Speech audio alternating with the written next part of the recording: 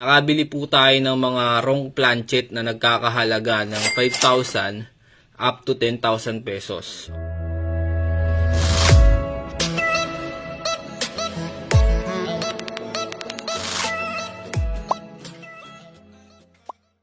So ayan, kung nakikita nyo yan mga kapatid, yan po yung mga commemorative coins na ginagamit pa natin hanggang sa ngayon. Ayan. Si Juan Luna. Ayan, ito si Isidro Torres. Apolinario Mabini. Jose Rizal. 5 peso na commemorative din. Ayan, ang Bagong Bayani. At yung Asian 50. So marami pong klase ng commemorative coins. At meron tayong mga binibili sa mga ilan sa mga to. So ano-ano nga po ba yun? So itong mga kadalasan na inaalok sa atin, ayan, itong Juan Luna, tsaka yung mga ganito, ayan, kadalasan inaalok sa atin. So kung uunawain nyo yung mga nakaraan nating video, nakabili po tayo ng mga wrong planchet na nagkakahalaga ng 5,000 up to 10,000 pesos. Okay? Tsaka yung mga trial coin na ginawa ng BSP at yun ay napakamahal ng collector value. Okay?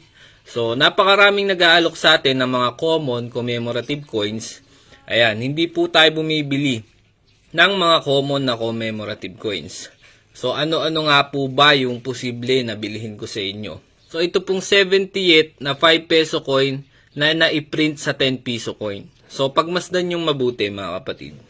So yan mga kapatid, yung nabili natin nung mga nakaraan. At kung i-review nyo yung video natin na yan. So yan po yung tunay na wrong planchet at error coin. So yan po yung tinatawag natin na error coin. Okay, so yan yung mga variant na mahal ang collector value. At napaka-posible mga kapatid na makita nyo to dahil may mga nakakita na rin nito na ilan sa ating mga kapatid na kolektor. So yan, 78 na 5 piso coin na na-planchet o na wrong planchet sa 10 piso. Ayan, kung titignan nyo mabuti, yung composition niya ay bimetallic. So, na-print siya sa 10 piso pero ang tunay na composition niya ay ganito. Ganyan lang. So, ayan. So, kung may makikita kayo mga kapatid na pagkakamali sa inyong mga coins, ayan, isend nyo sa aking Facebook page, sa Barya Official PH 2.0. Ayan, kikilatisin po natin yan mabuti. So, itong mga hawak ko, ito yung mga common at kadalasan pong inaalok sa atin. Para po sa lahat na nag-aalok sa atin ito, hindi po tayo bumibili ng ganitong uri ng mga common commemorative coins. Marami pa tayong commemorative coins na binibili. Hindi lamang po ito. Kaya i-review nyo pong mabuti yung mga sinasabi natin, yung mga video natin na ina-upload. Ayan, pinapakita ko po sa inyo yung common at yung rare coins na posible ninyong makita sa inyong mga barya na nahahawakan. Kaya i-double check nyo pong mabuti. Yun lang naman po masasabi ko mga kapatid at baka mamaya hawak nyo po pala yung nagkakahalaga ng 3,000 up to 10,000 pesos o higit pa. Kaya wag nyo pong sayangin mga kapatid yung pagkakataon na nakakahawak kayo ng barya, i-double check nyo lang. Wala pong masama mga kapatid.